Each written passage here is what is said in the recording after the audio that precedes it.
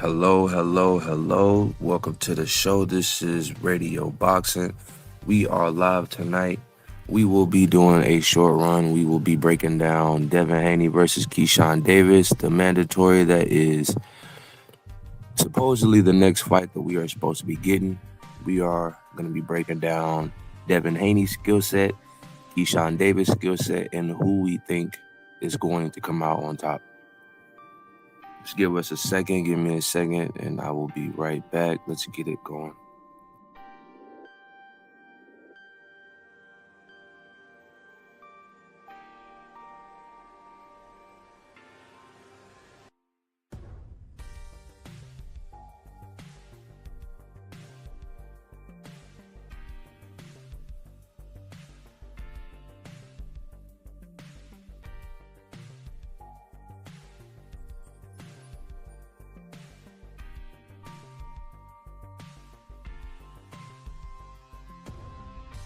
Also, for anybody jumping in as you coming in the building, please hit the like button and subscribe. We will be calling fights. We will be doing fight breakdowns. We will be doing fighter breakdowns, reactions, all sorts of things. So please stay tuned. Hit the like, subscribe. Give me a second.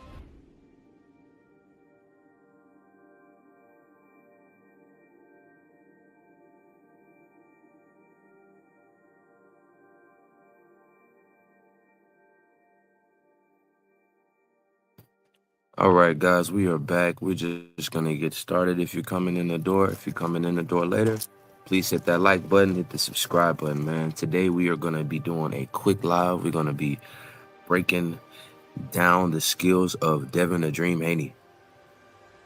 One thing about it, 33 wins, 0 losses. Had some questionable performances against Loma. Close fight. Had a questionable performance against Ryan. Ryan tested positive for PEDs. But arguably, Devin Haney has been untouchable. He's been flawless. And today we're going to discuss just a few of the attributes that make Devin Haney one of the best fighters that we have today.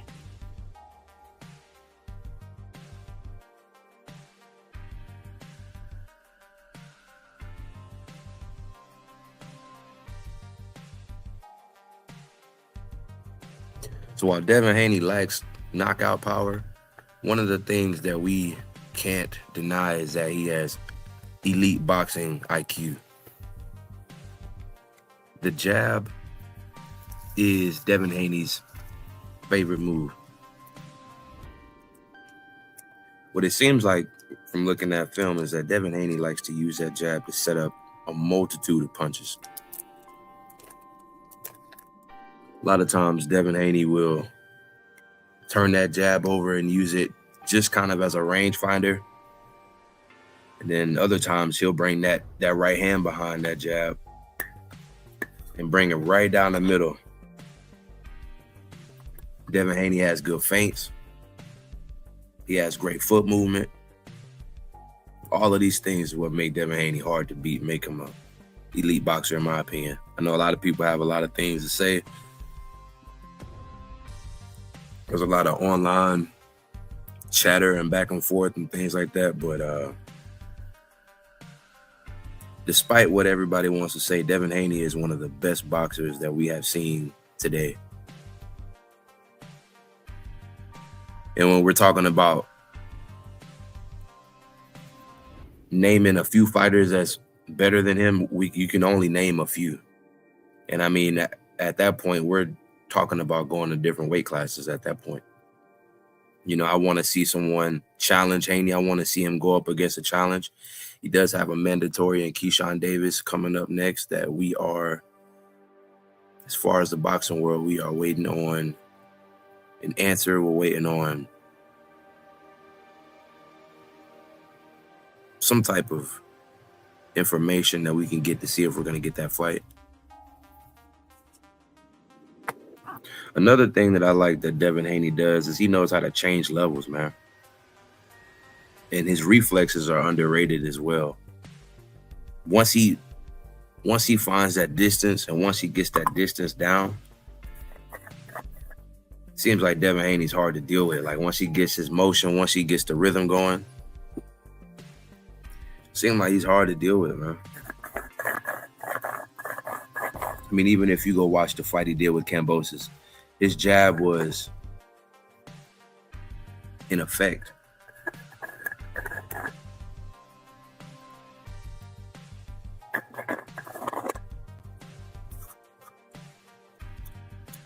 And while Devin Haney's always been kind of big for the weight classes, we can't deny the skill.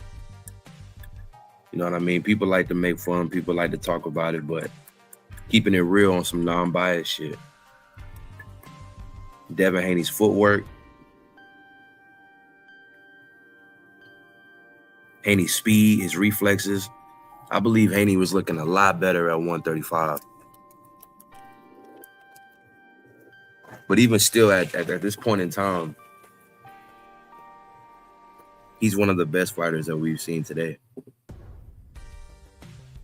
And what he might not have in heart, what he might not have in chin, he makes up for in heart.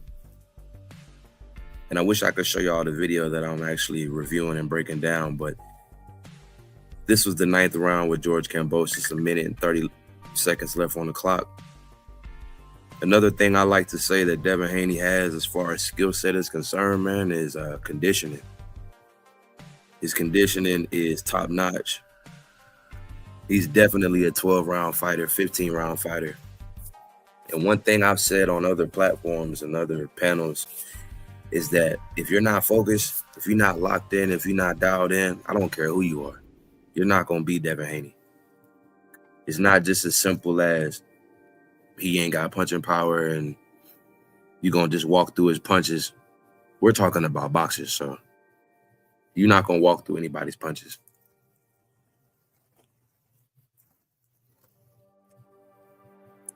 To beat Devin Haney, you're going to have to be locked in all 12. You're You're going to have to be dialed in all 12. You're going to have discipline. You're going to have to listen to your corner and be able to follow instruction and be able to adjust.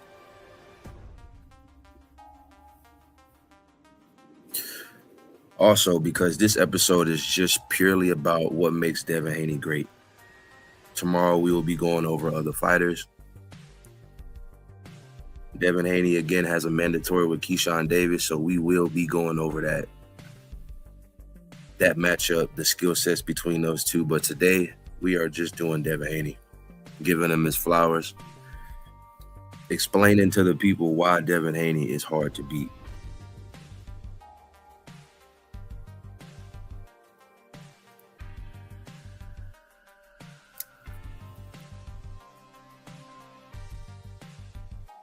If you're catching this on a replay, guys, y'all hit the like and subscribe button. This is the first one. We've been working out the kinks and we just killing time, man, chilling, talking boxing, man. But we're going to be calling fights. We're going to be calling the Errol Spence and Tim Tszyu fight.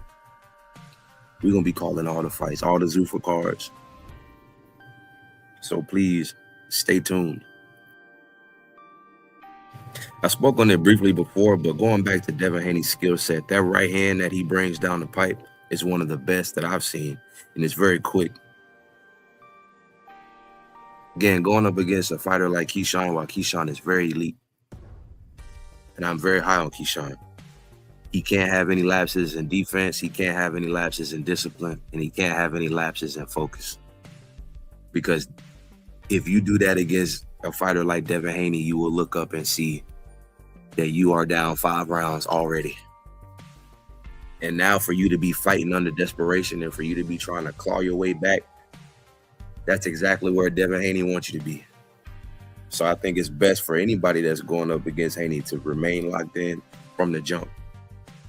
And again, I spoke on his conditioning. He's a 15-round fighter. So a lot of the movements and the sharp movements and the footwork that you see in the first few rounds, Haney is able to carry that in the later rounds.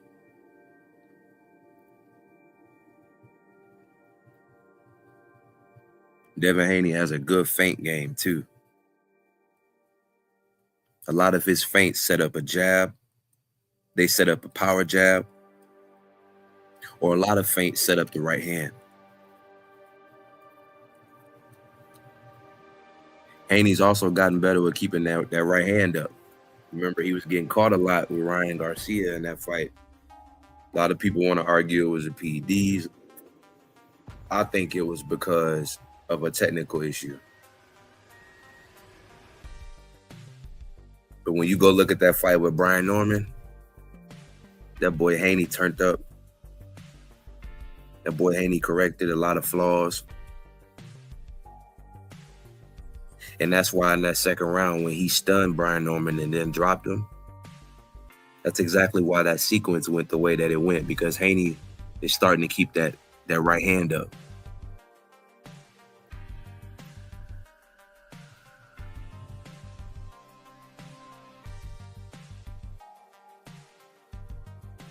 Also, one of my favorite performances by Devin Haney was the Linares performance.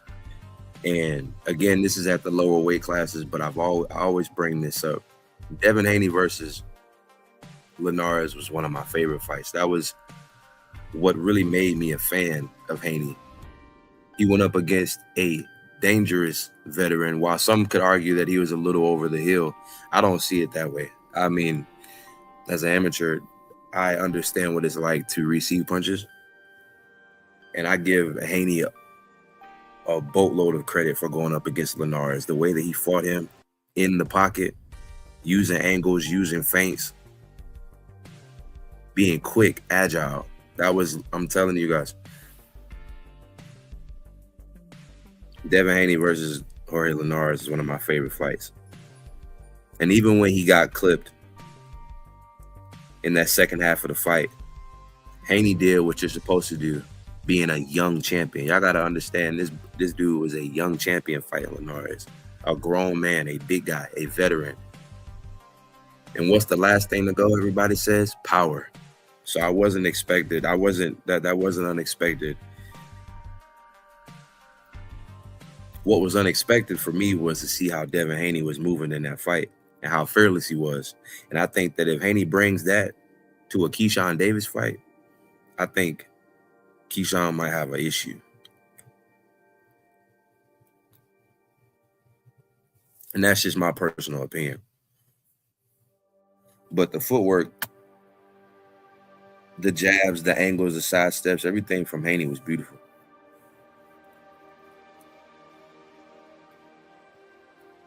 And it's definitely something that I like to highlight when it comes to bringing up the skill set of Devin Haney. This is one of my favorite fights that I like to refer to.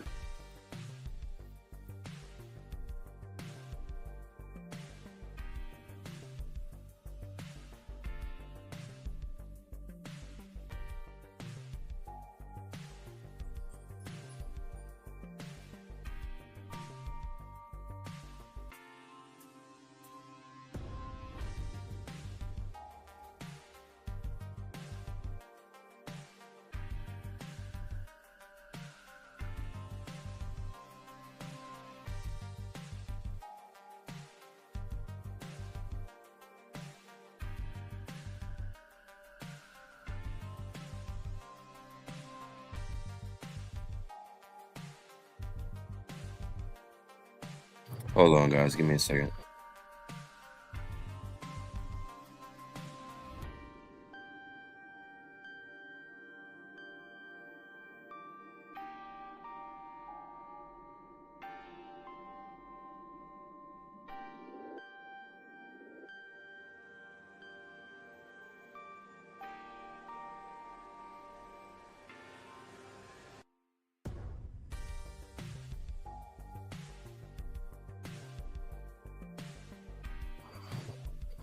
A little bit of I'll say a deep dive. I like to call it defensive mastery. You know, Haney's defense is partly the reason for his success. Quick head movement, great footwork, great angling using the slip punches and avoid getting hit clean. His arm reach is like 71, 72 inches, which allows him to keep his opponents at distance using the jab. A lot of times that frustrates opponents when they can't get on the inside or when they try to build up some momentum. He'll clinch, he'll hold, make them reset. And a lot of people don't want to bring this into consideration, but Devin Haney's ring awareness is why he's able to anticipate shots and anticipate counterattacks. His ring IQ is very underrated. No hate, no glaze. This is just some non-biased takes, y'all. He got great counter punching and ring IQ. I've already spoke on this earlier. It's like Haney is good at running opponents into shots, turning opponents, making them pay for their mistakes. He might bait you by lowering his guard or leaning back, or he might bait you by having that jab hand low. And when you really look at a lot of fight film and highlights pertaining to Devin Haney, he's a very calm and focused fighter. And that helps him to stay in control in tough situations and tough moments, which is why I think Devin Haney is a hard to beat fighter. Let's continue. I already spoke on the footwork in general and ring generalship, but I've spoke on the footwork. His footwork is elite. Using that as a primary defense to help him move in and out of range. He doesn't necessarily have to slip punches or block them with the high guard. Devin Haney uses his legs to get out of the way of a lot of shots. And it's quick, it's nimble. It's like cat-like reflexes. There are a few fighters today that have reflexes like that, might have better reflexes. Don't worry, we will be going over other fighters in later lives. But Devin Haney's conditioning allows him to have a high fight pace when he wants to. He can speed the pace up and he can slow the pace down. And when it comes to that, like I said, conditioning, he's a 15-round fighter. He's a conditioned fighter to go 12, 15 rounds.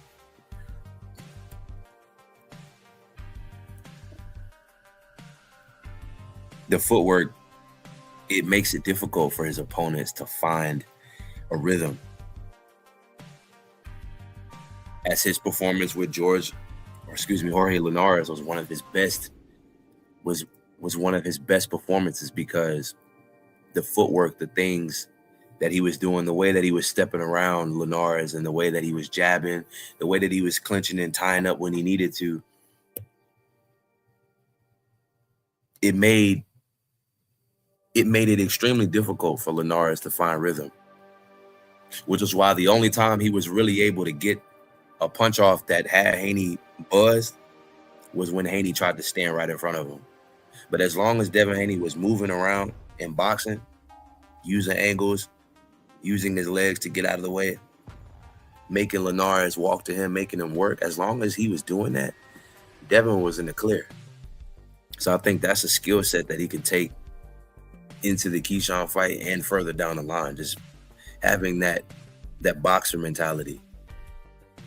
You know, I don't think Devin Haney is a type of fighter that can just stand in front of an opponent and slip shots and dodge shots. I think he's the type of fighter that needs to use his legs to get out of the way, circle left, L step around the opponent. I think that's his style, and he does great doing it. I mean, overall, just his technical precision, his defense, his IQ, his like strategic thinking in his corner. His corner, man, you got Bill, you have people in his corner, Mickey Bay. I think that's what makes him hard to beat. That's what makes him a hard to beat boxer. If you are tapping in, please hit the like and subscribe. We're just going over different fighters. Today we're covering Devin Haney. Tomorrow we might cover Haney again. We might go into some other things. We might cover Keyshawn. We might cover Shakur. But this is all non-biased takes. And we invite each and anybody to cook if you want to cook. If you're catching this on a replay, man, hit the like and subscribe, man. Let's continue so we can wrap this up, man. But again, like I was saying, the overall impact, overall skill set, I think, from Devin Haney is like, I mean, I know a lot of people have their opinions about him, and all jokes aside, he's an elite boxer. He's an elite fighter.